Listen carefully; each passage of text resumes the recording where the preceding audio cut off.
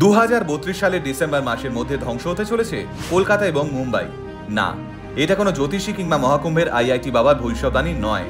এই আশঙ্কার কথা জানিয়েছে বিশ্বের অন্যতম মহাকাশ গবেষণা কেন্দ্র নাসা।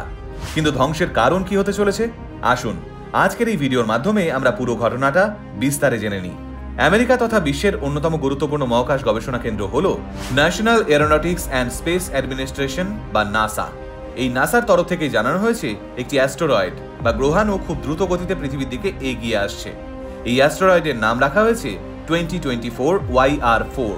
2024 সালের 27শে ডিসেম্বর এই অ্যাস্টেরয়েডটির খোঁজ পায় চিলির অ্যাটলাস সিস্টেম। অ্যাটলাসের পুরো নাম হলো the asteroid terrestrial impact last alert system. চিলিতে অবস্থিত এই অ্যাটলাস সংস্থার কাজ হলো সবসময় মহাকাশে নজরদারি রাখা এবং কোনো গ্রহ বা গ্রহাণুপুঞ্জ বা ধূমকেতুকে পৃথিবীর দিকে এগিয়ে আসতে দেখলে বিভিন্ন মহাকাশ গবেষণা কেন্দ্রগুলোকে সতর্ক করা এবং সম্ভাব্য বিপদের হাত থেকে কিভাবে রক্ষা পাওয়া যায় তার স্ট্র্যাটেজি তৈরি করা। 2024 সালে এই অ্যাস্টেরয়েডের খোঁজ পাওয়া গেছিল বলেই এর নাম রাখা হয়েছে 2024 YR4। শক্তিশালী টেলিস্কোপ দিয়ে এই অ্যাস্টেরয়েডকে ভালোভাবে পরীক্ষা করার পর বিজ্ঞানীরা জানিয়েছেন এই অ্যাস্টেরয়েডটি প্রায় 40 থেকে 90 মিটার চওড়া হতে পারে, অর্থাৎ 15 থেকে 30 তলা বিল্ডিং এর সমান। তাহলে বুঝতেই পারছেন অ্যাস্টেরয়েডটি ঠিক কতটা বড়। মহাকাশ বিজ্ঞানী টনি ডান আবার এই অ্যাস্টেরয়েডের ব্যাপারে কিছু গুরুত্বপূর্ণ তথ্য দিয়েছেন। তার মত, অত্যন্ত দ্রুত গতিতে এগিয়ে আসার ফলে এই অ্যাস্টেরয়েডটি ছোট ছোট টুকরোতে পরিণত হবে।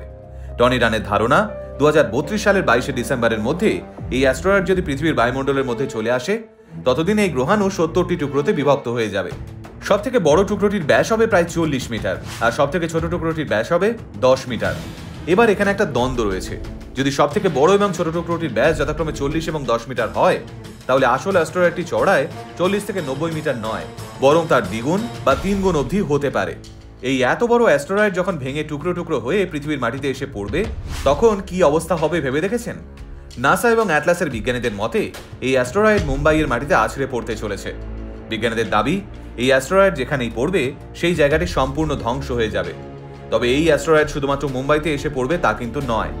আমাদের শহর কলকাতাও রয়েছে এই অ্যাস্টেরয়েডের রেঞ্জে। শুধু ভারতই নয়, কলম্বিয়ার রাজধানী বোগোতা এবং নাইজেরিয়ার একটি শহর লাগোসেও ভেঙে পড়তে পারে এই অ্যাস্টেরয়েডের টুকরোগুলি।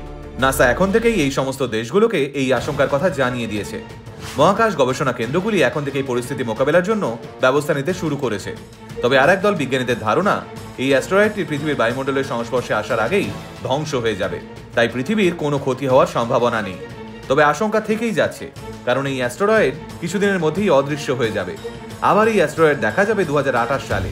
হাতে এখন 8 বছর রয়েছে এবং বিজ্ঞান যেভাবে উন্নতি করছে তাতে বলাই যায় বিজ্ঞানীরা এই প্রতিকূল পরিস্থিতি থেকে পৃথিবীকে বাঁচানোর জন্য নিশ্চয়ই কোনো না কোনো পথ খুঁজে বের করবেন।